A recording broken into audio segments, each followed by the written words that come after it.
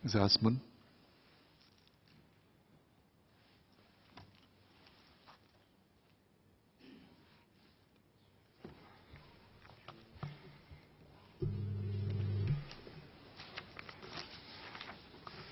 Mr. Speaker, I will deliver my speech first in Malay. Tuan Speaker yang saya hormati, saya akur dan akui bahawa kita mempunyai sistem pendidikan yang bertaraf antarabangsa di mana ada kalanya ia menjadi bahan perbualan iri hati oleh negara lain. Negara kita sudah maju sejak lebih dari 5 dekad di mana sistem pendidikan kita telah memainkan peranan yang penting ke atas kejayaan kita. Masyarakat Melayu juga rata-rata telah dapat meraih kejayaan dalam banyak bidang. Kita boleh lihat ramai anak Melayu sekarang yang berpendidikan tinggi dan mencapai kejayaan masing-masing. Ketumpuan ke atas pentingnya mendapat pendidikan sempurna tidak dapat kita nafikan ke atas pencapaian semua ini. Namun, masih ada juga di kalangan masyarakat kita yang tidak begitu bernasib baik. Sedang kita berusaha dan bergiat maju ke arah pembentukan masyarakat yang inklusif, di mana tiada siapa harus ketinggalan. Saya fikir masih ada banyak lagi yang boleh kita lakukan untuk para pelajar kita. Kita harus berani bertindak lebih daripada setakat kata-kata sahaja untuk memberi peluang yang sama rata kepada semua. Kita perlu membuat keputusan dan mengambil tindakan berani, walau betapa sukar pun ianya, demi mewujudkan peluang sama rata bagi semua. Kita harus berusaha mengurangkan halangan-halangan tertentu yang dihadapi oleh anak-anak kita, demi membantu untuk berjaya dan mencapai keimpian dan aspirasi mereka. Kita harus melakukan lebih daripada setakat kata-kata seperti siap untuk masa hadapan atau pendidikan meluas. Kata-kata seperti ini mungkin kedengaran hebat, tetapi bolehkah ianya dapat dihayati atau dilihatnya sebagai satu realiti kepada rakyat jelata? Sama seperti kita berusaha untuk membina masyarakat berjiwa besar, sistem pendidikan kita perlu mengembangkan strategi yang berjiwa. Strategi pendidikan yang dimaksudkan ini haruslah bercorak keseluruhan di mana ia berciri yang menekankan pembangunan setiap individu yang dapat menerokai potensi dan menyuburkan kebolehan masing-masing agar impian dan aspirasi mereka tercapai. Adalah tidak bermakna jika sistem pendidikan itu hanya menyediakan pelbagai laluan ke destinasi yang sama tanpa memenuhi impian dan aspirasi. Oleh itu, saya ingin menyarankan dan mempertimbangkan sistem pendidikan pelbagai agar kita dapat memenuhi hasrat ini. Marilah kita sama-sama mengorak langkah dan memberanikan diri supaya dapat mencapai matlamat ini demi menjamin kejayaan hidup generasi kita yang mendatang. Strategi yang dibuat perlu mengambil kira kebolehan dan kelemahan setiap individu dan mengubahnya menjadi peluang untuk berkembang dan maju. Walau bagaimanapun kita harus berhati-hati. Dalam kegairahan kita membuat demikian, jangan pula ia sampai membataskan peluang mereka. Saya akui, ini adalah tugas yang sukar. Ia memerlukan semua pihak yang berkepentingan termasuk pemerintah, sekolah, para guru, pelajar dan ibu bapa untuk berganding bahu dan bekerjasama. Namun saya yakin ini adalah matlamat yang dikongsi bersama oleh semua. Dengan matlamat yang dikongsi bersama ini, kita berharap dapat mengambil langkah pertama ke arah pencapaian integrasi nasional, di mana setiap individu bergerak maju bersama-sama sebagai satu negara tanpa ada yang ketinggalan, dan setiap individu maupun kanak-kanak ataupun dewasa berkembang maju berdasarkan keupayaan mereka tanpa dibatasi oleh sistem. Ayuh, marilah sama-sama kita maju jaya demi generasi mendatang. Mr. Speaker, I shall now deliver my speech in English. Education is an often discussed topic that I foresee will continue to be hotly debated in the years to come.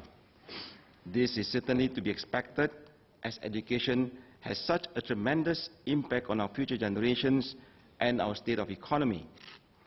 Education plays a major role in the social mobility of our citizens. We have repeatedly told our students, go and get a good education and you will have a better future. And that is true for the most part. But what if one's starting point affects one's ability to have a good education? What if one's circumstances present him or her with challenges and difficulties which hinders him or her in getting a good education? As illustration, a child from a low-income family in most cases start out at a disadvantage. Despite the assistance that they receive or that is made available to them, high chance that their performance in school may still be affected by other factors such as living conditions, the strength of the family unit, and others. Another example, a student studying in a cramped two-room flat that is shared with another family might find it a struggle compared to another who has the luxury of studying in a room of his or her own. Or a student who has to stay up late to care for his younger sibling because his mother is working is likely to find it harder to concentrate in school compared to his classmate who doesn't have to. These are the very real circumstances that our students are going through, and sometimes something needs to be done to help them. As Singapore progresses and develops further, we must ensure that every individual to be sufficiently equipped to face the uncertain future. Let's make our education system a platform for all to enable them and rise up in meeting with the new challenges. As we work towards an inclusive society where no one is left behind, I think there is still much that can be done for our students. And it has to go beyond lip service about leveling the playing field. Hard decisions must be made to look at how we can truly make the playing field level for everyone and how we can help mitigate the effects of different circumstances faced by each child in order to help them succeed in school. It has to go beyond catchphrases like future ready or broad-based education. That may sound good, but is this well understood by the average person?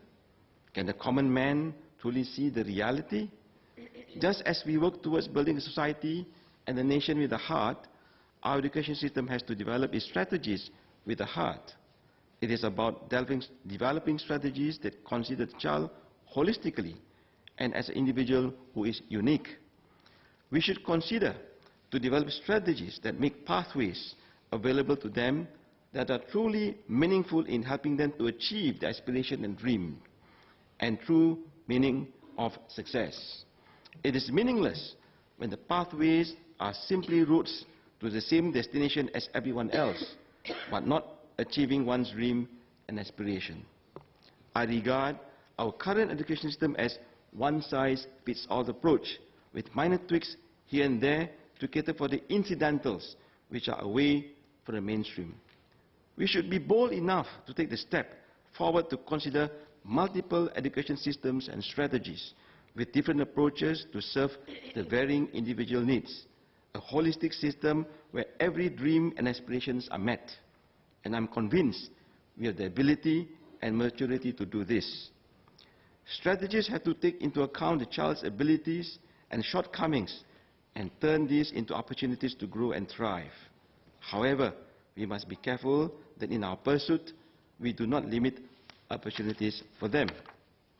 Admittedly, this is a difficult task, and it is one that requires all stakeholders to work together: the government, schools, teachers, educators, students and parents. But I am certain that this is a goal that is shared by everyone, and it is within these shared goals that we can hope to take our first step forward, achieving national integration, where everyone moves forward together as one, with no one left behind, and everyone thrives based on their abilities without being limited by the system. Let's take this bold step together for the sake of our future generation. As we talk about the importance of developing skills rather than chase for degrees, how have we seen the decision of parents and students change? Based on my observation, many parents still remain unconvinced that the days of the paper chase is over, and that they are still pushing their children to strive towards degrees and paper qualifications. We need to look at why this is so. Could there be a lack of understanding of what it means to be future ready? If so, then clearly outreach and education efforts need to be stepped up. Mr. Speaker, our education system emphasizes the concept of joy of learning. Yet, if you ask parents, many may not see this as being true. Anecdotally, I've heard parents of lower primary students lamenting about how tough schoolwork is for their children these days. For example, Primary 2 students are now expected to draw problem-sum models when in the past these are reserved only for the older primary students. How can the abstract concept of modeling be effectively and comprehensively explained to an 8-year-old child who is only 2 years into the primary school system? Is our education system, in its pursuit to be competitive, inadvertently taken the joy of learning? How are students supposed to spend time to explore and discover their love for mathematics if they are inundated with planning out models for problem sums today? Shall we not guide our students to discover what they don't know and assist them to explore alternatives rather than providing concepts and solutions? I believe the ability to discover, explore and rediscover will have a more far-reaching effect in the long run. Our goal to become a resilient nation should embark on a discover and explore education system continually. Ideally, education should be about allowing our children to explore the different subjects at their own pace and discover what interests them. Admittedly, it will not be easy to achieve. The need for standardized tests is one big obstacle preventing this.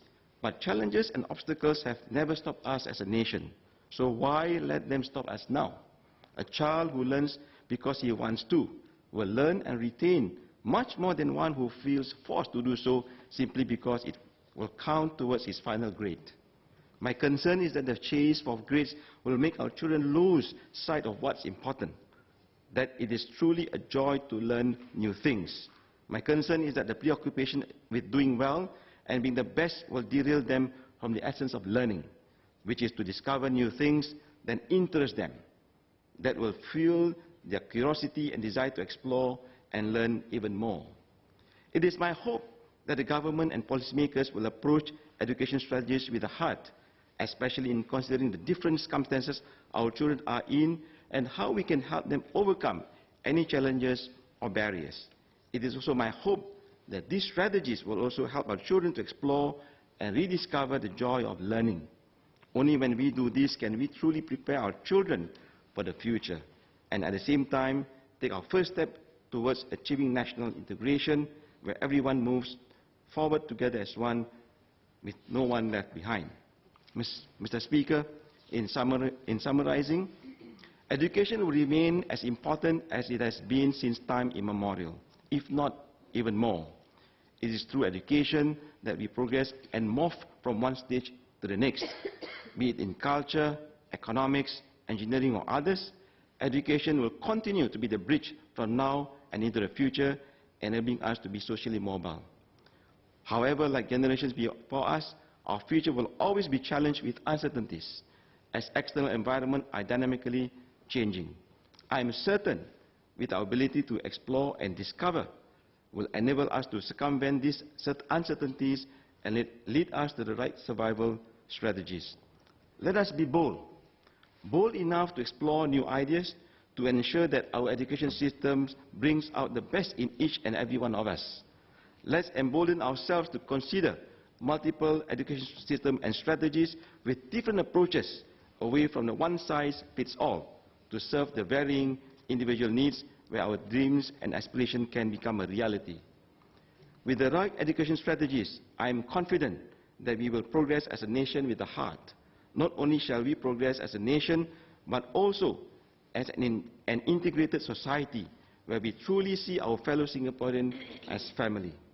With that, Mr. Speaker, without reservation and wholeheartedly, I support the motion. Thank you.